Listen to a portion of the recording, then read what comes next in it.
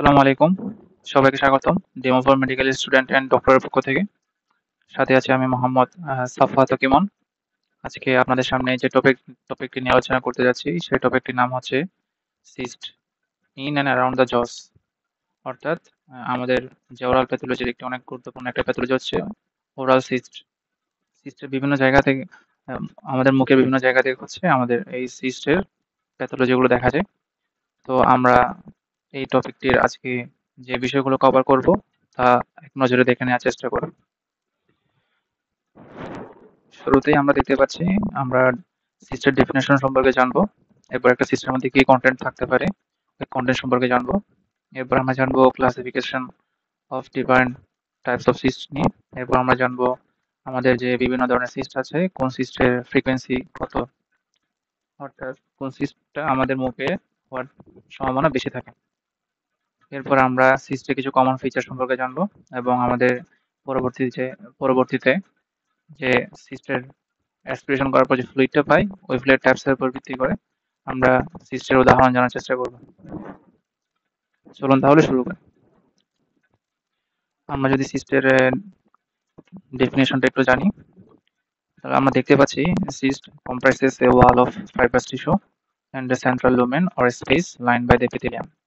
এই একটা লাইনের মধ্যেই আমরা দেখতে পাচ্ছি আমাদের সিস্টের যে ওয়ালটা, এই ওয়ালটা হচ্ছে ফাইব্রাস টিস্যু দিয়ে তৈরি হবে এবং সেন্ট্রালি একটা লোমেন থাকবে আর স্পেস থাকবে এবং এটার লাইনিংটা হবে এপিথেলিয়াম দিয়ে। এই তিনটা ক্রাইটেরিয়া যখন আমরা ফিল আপ করতে পারবো তখন আমরা তাকে সিস্ট বলে সাব্যস্ত করবো। আর একটা সিস্টকে আমরা কি বলতে পারি, cause of chronic swellings of the jaw. অর্থাৎ দীর্ঘদিন ধরে যখন একটা সোয়েলিং আমাদের সিমটোমেটিক থাকে এবং হচ্ছে আমাদের জয়ের মধ্যে হচ্ছে কোনো ধরনের ট্রিটমেন্ট আর কোনো ধরনের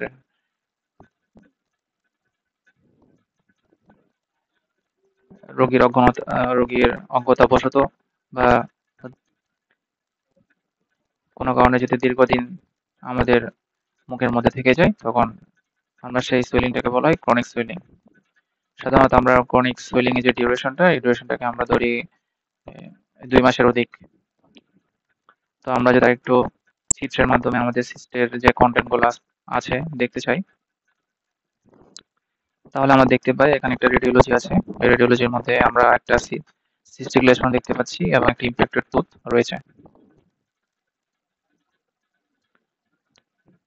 আমরা যদি লেশনটি খেয়াল করি তাহলে লেশনটির এই যে চারপাশে আমাদের যে একটা ডিস্টিংক্ট লাইন দেখা যাচ্ছে, এই লাইনটা হচ্ছে আমার ফাইব্রাস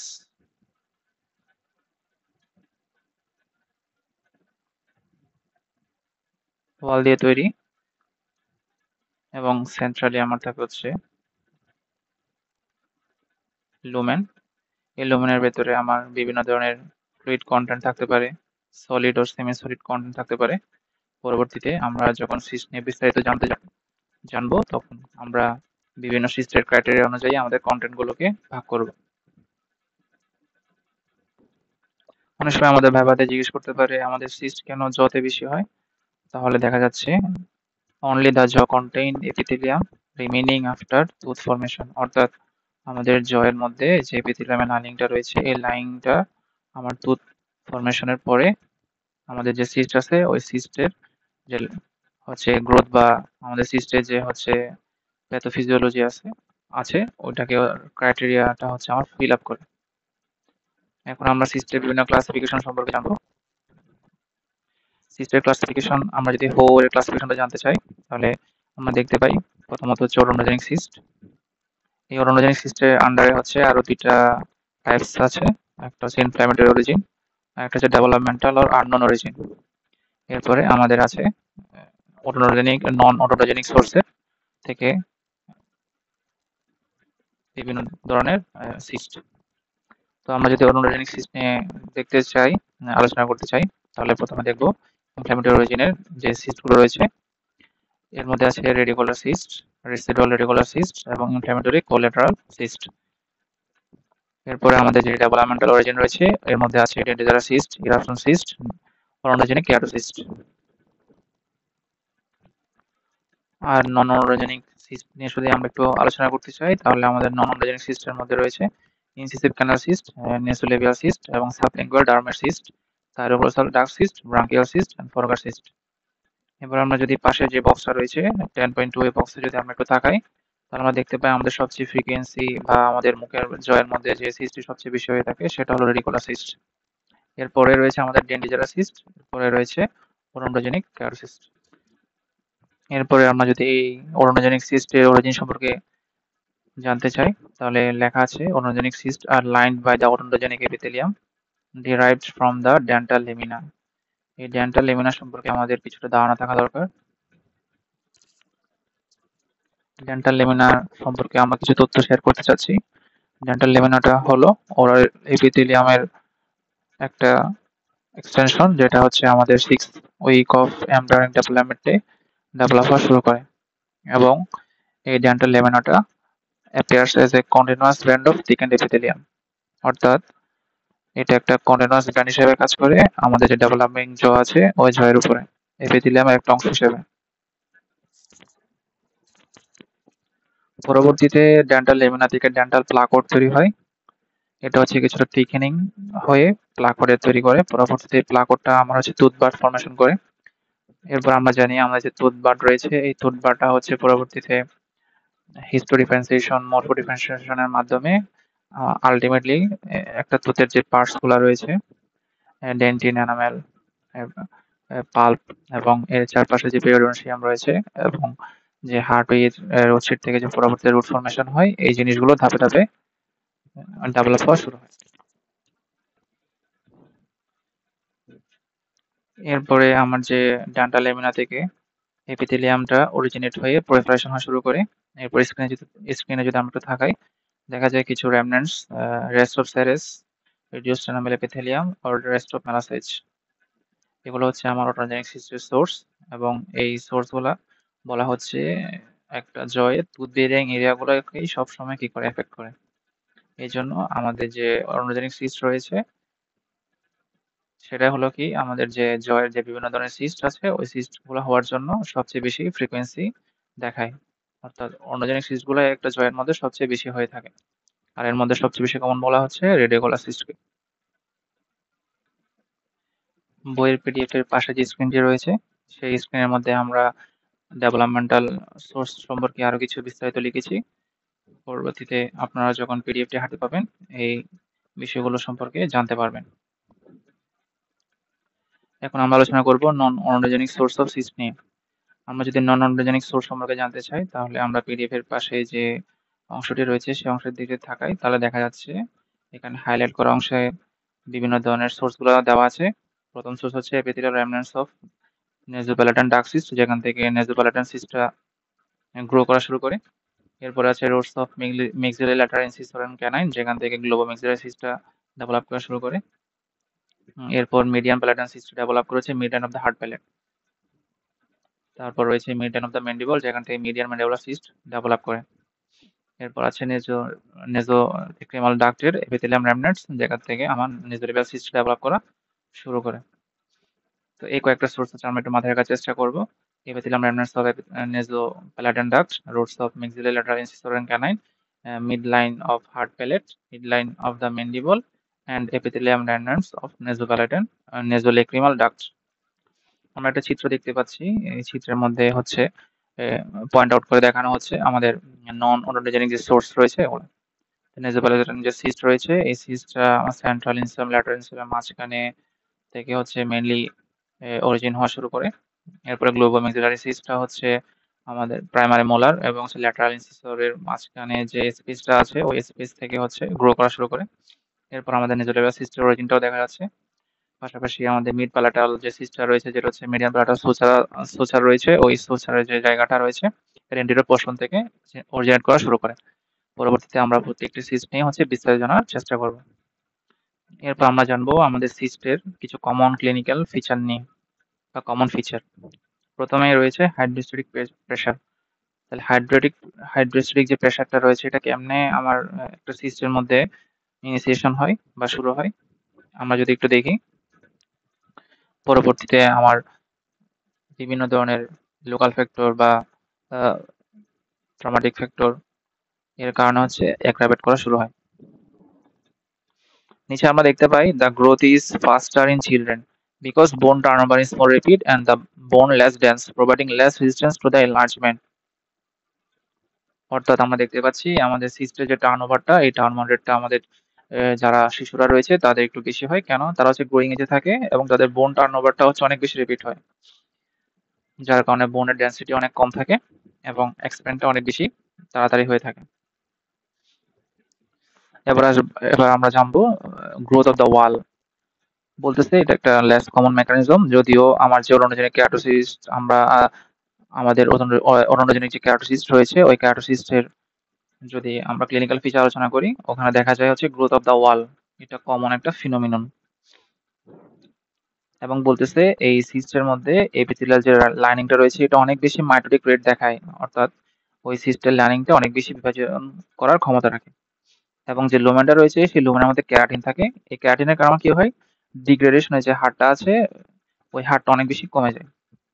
ফলে আমার সিস্টটা আস্তে আস্তে কি করে, যে অসমোটিক প্রেশারটা রয়েছে সেই প্রেশারটাকে অনেক বেশি ধীরে ধীরে ডিক্রিজ করে। এবং এই ডিক্রিজ করার কারণে দেখা যাচ্ছে তখন সিস্টটা আমার এনলার্জমেন্ট হয় বার্ডিং এবং ইনসাইনুয়েটিং ফিঙ্গার লাইক প্রসেসের মাধ্যমে। এর ফলে কি হয়? এর ফলে আমার এই সিস্টটা অ্যাডজাসেন্ট যে বোন আছে ওই বোনের দিকে এক্সটেন্ড করা শুরু করে এবং এটা অনেকটা হচ্ছে আউট পাউচিং হিসেবে দেখায়। আউট পাউচিং বা ইনসাইনুয়েটিং ফিঙ্গার লাইক যে প্রসেস সেটা বলতে কি বোঝায় আমরা যদি একটু আলোচনা করি। ইনসাইনুয়েটিং ফিঙ্গারটা হলো আপনি ফিঙ্গারের মাধ্যমে কোনো একটি রেজিস্ট্যান্স ক্রিয়েট করে এমন একটা অবজেক্টে হচ্ছে প্রেস করলেন, কিন্তু হচ্ছে ওই প্রেস করার কারণে যেহেতু অবজেক্টটি হচ্ছে আপনাকে রেজিস্ট্যান্স শো করে, তাহলে আপনি একটা মিনিমাম লেভেলের রেজিস্ট্যান্স হচ্ছে ওই অবজেক্টটি থেকে পাবেন। ঠিক সেম ভাবে যখন আমার সিস্টিক যে লেশনটা আছে ওই লেশনটা যখন এক্সটেন্ড করা শুরু করে তখন আমার অ্যাডজাসেন্ট যে বোন আছে ওই বোনটা হচ্ছে আমার এক ধরনের রেজিস্ট্যান্স শো করে। তখন ওই রেজিস্ট্যান্সকে আমার এই যে বোন বা যে সিস্ট রয়েছে ওই সিস্টটা ওভারকাম করার জন্য বার্ডিং এবং এই যে ফিঙ্গার লাইক প্রজেকশন আছে বা প্রসেস আছে বা আউটপাচিং আছে, আউটপাচিং গুলো তখন ক্রিয়েট হয়। অর্থাৎ আমরা যদি পাশের চিত্রের দিকে তাকাই তাহলে চিত্রে দেখা যাচ্ছে একটা তীত, এই তীতকে কেন্দ্র করে একটা লেশন ক্রিয়েট হয়েছে। ধরি আমরা এটা একটা সিস্টিক লেশন, তাহলে এই লেশনের ভেতরে আমার হচ্ছে হাইড্রোস্ট্যাটিক প্রেশারটা আস্তে আস্তে বাড়ে। যখন বাড়বে তখন সিস্টটা হচ্ছে আমার ধীরে ধীরে এক্সপ্যান্ড করা শুরু করবে। এই শুরু করার কারণে ওই সিস্টের ভেতরে আমার যে কন্টেন্ট গুলো রয়েছে লুমেনে ওই কন্টেন্ট গুলা আশেপাশে যে আমাদের অ্যাডজাসেন্ট বোনটা রয়েছে অ্যালভিওলার বোন, সেই অ্যালভিওলার বোনটাকে আমার হচ্ছে এক ধরনের প্রেসার ক্রিয়েট করা শুরু করে। নর্মাল বেশিরভাগ সিস্টের ক্ষেত্রে হচ্ছে এই ধরনের এক্সপ্যানশন দেখা যায়, কিন্তু গ্রোথ অফ দ্য ওয়ালে আমরা যেটা দেখতেছি সেটা হচ্ছে অরন্ডোজেনিক ক্যারোসিস্টের ক্ষেত্রে। সেই অরন্ডোজেনিক ক্যারোসিস্টের ক্ষেত্রে আমার এই গ্রোথটা হচ্ছে অনেকটা এরকম ফিঙ্গার লাইক পজিশনের মাধ্যমে আমার বনি ক্যাভিটির মধ্যে এক্সপেনশন করা শুরু করে। পরবর্তীতে আমরা যখন ওকেসি বা অরন্ডোজেনিক ক্যারোসিস নিয়ে পড়বো তখন বিস্তারিত জানতে পারবো। এরপর আমরা যদি গ্রোথ অফ দ্য প্যাটার্ন সম্পর্কে জানতে চাই সিস্টের, তাহলে দেখতে পাচ্ছি আমার সিস্টে যখন হাইড্রোস্ট্যাটিক প্রেসারটা ক্রিয়েট করা শুরু হয় তখন সিস্টটা হচ্ছে অল ডিরেকশনসে এক্সপেনশন হওয়া শুরু করে। কিন্তু পরবর্তীতে একটা নির্দিষ্ট সময় গিয়ে আমার যেহেতু সিস্টের আশেপাশে যে অ্যাডজেসেন্ট স্ট্রাকচারটা রয়েছে ওটা যেটা বনি ক্যাভিটি, ওই বনি ক্যাভিটির মধ্যে আমার এটা একটা বাধা পায়। সেই বাধাটা হচ্ছে কর্টিক্যাল বোন অথবা হচ্ছে টুথ রুটস অথবা cortical layer around the inferior dental canal. Ultimately যে আমার কর্টিক্যাল বোনটা রয়েছে সেই বোনটা হচ্ছে একটা কম্প্যাক্ট টাইপের বোন। সেই বোনের কারণে আমার এটা কি করে একটা রেজিস্ট্যান্ট ফিল করে, যার কারণে the pressure will then push out the cyst in other directions. এর কারণে আমার যে সিস্ট এই সিস্টের হচ্ছে আমার সব ডিরেকশনে এক্সপেনশন ঘটা সম্ভব হয় না। তখন যে পাশে সিস্টটা হচ্ছে আমার রেজিস্ট্যান্স পাই এর বিপরীতে সিস্টটা আমার এক্সপেনশন করা শুরু করে। যদি আমার সিস্টটা এদিকে রেজিস্ট্যান্স পাই তাহলে সিস্টটা হচ্ছে এর বিপরীতে গিয়ে আমার এক্সপেনশন করা শুরু করবে।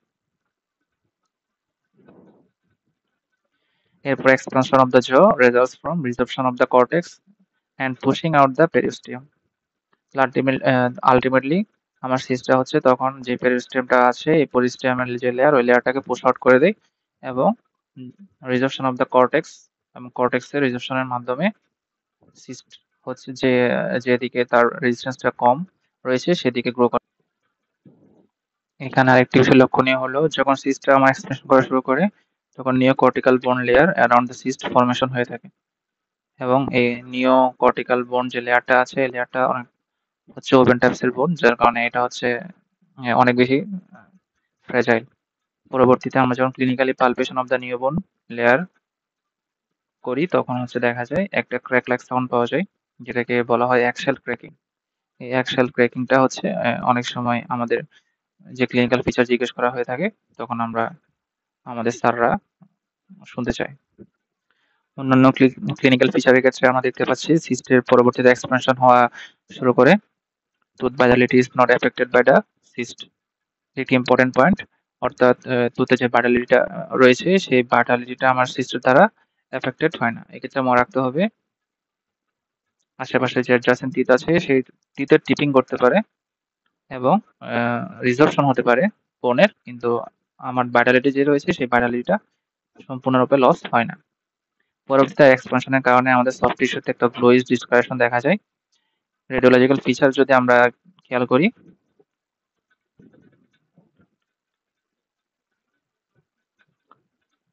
তাহলে সিস্টের যে সেন্ট্রাল পোর্শন রয়েছে ওখানে রেডিওলিসেন্সি পাবো এবং এর আশেপাশে একটা তিন রেডিও ওপাক এরিয়া দেখতে পাচ্ছি, যেটা হচ্ছে আমার কর্টিক্যাল বোন লেয়ারের কারণে তৈরি হয়েছে। এবার আমরা দেখে নিই সিস্টের এক্সপ্রেশনের মাধ্যমে যে ফ্লুইডটা রয়েছে সেই ফ্লুইডের উপর ভিত্তি করে আমরা অনেক সময় সিস্টের ডায়াগনোসিস জানতে পারি। এক্ষেত্রে আমরা ক্লিয়ার পেল ও রেস্ট্রো কালার যদি কোনো ফ্লুইড পাই এবং সাথে যদি কোলেস্ট্রল ক্রিস্টালস দেখা যায় হিস্টোপ্যাথোলজিতে। কোলেস্ট্রল ক্রিস্টালস কি জিনিস সেটা আমরা পরবর্তীতে যখন ডেঞ্জারাস সিস্ট সম্পর্কে জানবো তখন বিস্তারিত আলোচনা করবো ইনশাআল্লাহ। তাহলে এক্ষেত্রে আমাদের ডায়াগনোসিস হবে ডেঞ্জারাস সিস্ট। যখন ক্রিমি হোয়াইট এবং থিক এক্সপ্রেশন পাবো তখন আমরা ধরে নিব এটা অটোনোজেনিক সোর্স থেকে কোনো একটা সিস্ট তৈরি হয়েছে। পরবর্তীতে আরো স্পেসিফিক টেস্টের মাধ্যমে আমরা অটোনোজেনিক সিস্টের কোন টাইপটা রয়েছে সেটা জানতে পারবো। এরপর ইউলিশ আর ফাউল স্পেলিং যদি থাকে তাহলে ওখানে যে অবশ্যই ব্যাকটেরিয়া গ্রোথ রয়েছে যার কারণে কোলনের ফর্মেশন হয়, ফলে এটা হচ্ছে ইনফেক্টেড সিস্ট। আর যদি ব্লাড পাই তাহলে ধরে নেব এটা ভাস্কুলার লেশন। যদি ইয়ার পাই তাহলে মনে করব মিক্সারি সাইনাসকে এটা কি করেছে ইনভলভ করেছে এবং কোন ট্রমার কারণে আমার বোনের মধ্যে সিস্ট ফর্মেশন হয়েছে। এবার আমরা যদি এই চার্টটি দেখি, চার্টে দেখা যাচ্ছে এপিথেলিয়াল অ্যানিমেলসের উপর ভিত্তি করে অটোনোজেনিক এবং হচ্ছে others then in the head and neck region. এখানে সিস্ট গুলো একটা চার্টে দেওয়া আছে, যেটা আমরা কিছুক্ষণ আগে হয়ে যে ক্লাসিফিকেশন রয়েছে ওখানে পড়েছি। আমরা যদি অটোনোজেনিক রেমনেন্টস এর দিকে একটু তাকাই তাহলে রয়েছে rest of Malassez, reduced enamel epithelium এবং rest of Serres. Rest of Malassez from হার্সের কুশির থেকে পাই রেডিকুলার সিস্ট, রেসিডুয়াল সিস্ট এবং ল্যাটারাল পেরোডন্টাল সিস্ট। এই চারটি আমাদের ভাইবার জন্য অনেক বেশি ইম্পর্টেন্ট, কারণ স্যাররা যখন আমাদের ভাইবা বোর্ডে সিস্টের কোনো টপিক নিয়ে আলোচনা করতে চায় প্রথমে ওরা হচ্ছে এইভাবে আমাদের ডেভেলপমেন্টের সোর্স জানতে চায়। এরপরে রিডিউসড এনামেল এপিথেলিয়াম থেকে আমরা যে সিস্ট গুলো পাই অটোনোজেনিক সিস্ট, ডেঞ্জারাস সিস্ট এবং হচ্ছে ইরাপশন সিস্ট। এরপর রেস্ট অফ স্যারেস থেকে আমরা পাচ্ছি odontogenic keratocyst, lateral periodontal cyst, gingival cyst and glandular odontogenic cyst. আমরা এই প্রত্যেকের সিস্ট নিয়ে পরবর্তী ক্লাসে বিস্তারিত আলোচনা করব। এরপরে আমাদের অনেক সময় যে বোন রয়েছে সেই বোন থেকে কিছু সিস্টের অরিজিন দেখা যায়, বিশেষ করে ম্যান্ডিবলে। ম্যান্ডিবলে আমরা যদি কিছু বোনের সিস্ট সম্পর্কে জানতে চাই জাস্ট নামগুলো আমরা আপাতত জেনে নিই। এর মধ্যে রয়েছে ডেঞ্জারাস সিস্ট, সলিটারি বোন সিস্ট অর ট্রমাটিক বোন সিস্ট। এরপরে রয়েছে অটোনোজেনিক মিক্সোমা। যদি এটি সিস্ট নয় কিন্তু অনেক সময় আমরা সিস্টের সাথে এই অটোনোজেনিক মিক্সোমাকে গুলিয়ে ফেলি, পরবর্তীতে রেডিওগ্রাফি আর হিস্টোলজির মাধ্যমে আমরা এটাকে কনফার্ম করি। এরপরে আমাদের যে সিস্টের আলোচনা রয়েছে সেটা হচ্ছে ইনঅ্যানিমাল বোন সিস্ট। যদি এটি একটি রেয়ার সিস্ট কিন্তু আমরা আমাদের ওয়ার্ডে পেশেন্ট ডিল করি এ ধরনের সিস্টের নিয়ে হচ্ছে আমাদের পেশেন্ট ওয়ার্ডে ভর্তি হয় এবং এক্ষেত্রে আমার সিস্টটা হচ্ছে একটা নন ক্যান্সারাস বোন টিউমার, যেটার মধ্যে মাল্টিপল ভেরিয়াস সাইজের স্পেস থাকে এবং স্পেসগুলোর মধ্যে আমার ব্লাড ফিল্ড ক্যাভিটি থাকে। তো আজ এই পর্যন্তই, আশা করি সবাই ভালো থাকবেন। দোয়া চাই। আসসালামু আলাইকুম।